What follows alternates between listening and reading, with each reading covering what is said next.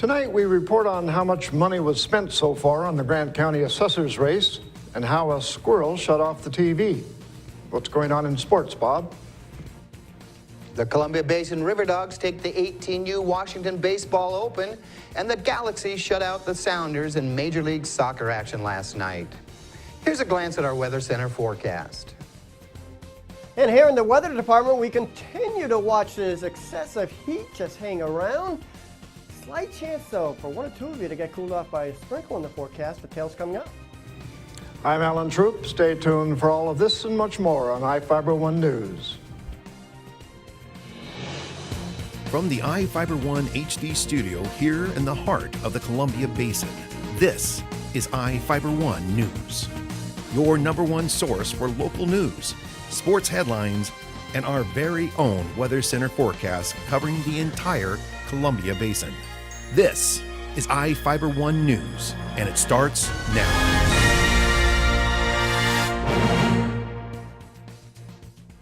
The race for the Grant County Assessor will be narrowed in the primary election, and candidates are spending money to win the race. 3 candidates, Moses Lake Realtor David Dingus, incumbent Lori Grammer, and Grant County Public Records Officer Melissa McKnight, are competing for the position. The candidates reported raising roughly $12,000 combined for their bids to win the position. The Washington State Public Disclosure Commission requires candidates raising more than $5,000 to report where the money came from and where it was spent. Dingus raised a total of $6,960 for his bid, with the majority of the money, $5,000, coming from him.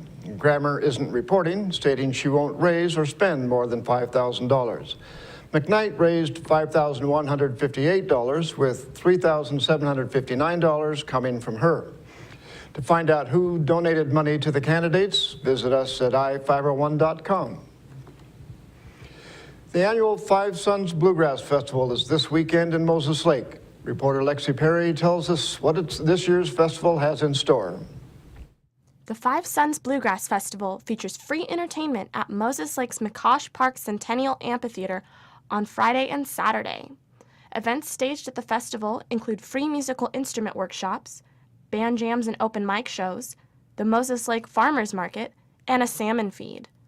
Bands scheduled to perform on Friday include the Downtown Mountain Boys and Farm Strong. On Saturday, entertainers Front Country, Pearl Snaps, Della Mae, and Chatham County Line take the stage. Workshops on mandolin, fiddle, and guitar begin at 11 a.m. at the Five Sons Tent Pavilion on Saturday. A salmon meal is offered on Saturday from 4 to 8 p.m., and the cost is $9.95 per person. Reporting for iFIBER 1 News, I'm Lexi Perry.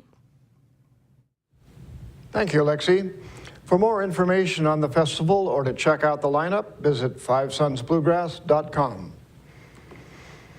A man is serving 3 months in jail after fleeing from police when an illegal fishing operation was discovered. Mikhail Mitsevich, a 38-year-old Everett resident, pleaded guilty in Grant County Superior Court to assault in the 3rd degree, unlawful commercial fishing in the 1st degree, and reckless driving. Prosecutors initially charged Mitsevich with assault in the 2nd degree and attempting to elude a pursuing police vehicle. The charges were lessened as part of the plea agreement between Deputy Prosecutor Pat Schaff and Defense Attorney Pat Earle. They agreed to recommend a 3-month jail sentence and 2 months of electronic home monitoring. Mitsevich is the last of 5 people accused of illegally fishing in Banks Lake on December 5th.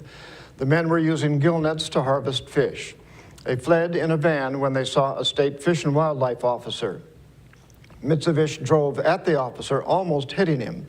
After a chase at speeds up to 100 miles per hour, they were stopped and arrested in Douglas County.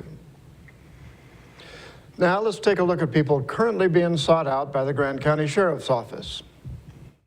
This is Sheriff Tom Jones with the Grant County Sheriff's Office. Each of the people you see here have a warrant for their arrest.